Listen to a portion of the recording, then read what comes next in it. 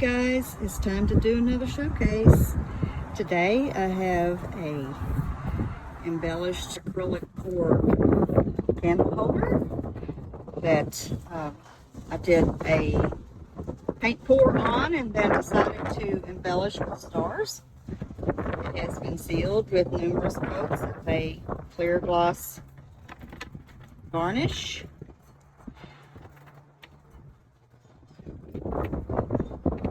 I decided this time to actually put a candle in it when I showcased. Haven't done that in the past, but I decided to do that today. I'll take it out for a second just to show you the inside and the bottom.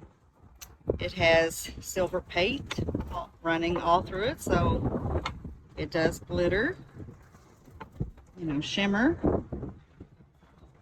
in the sunlight, or in any light for that matter.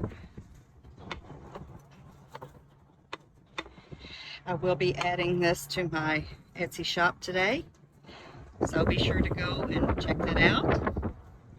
I hope you guys have enjoyed this showcase. I will be seeing you again soon for paint party. Until then, enjoy the rest of your day. Bye-bye.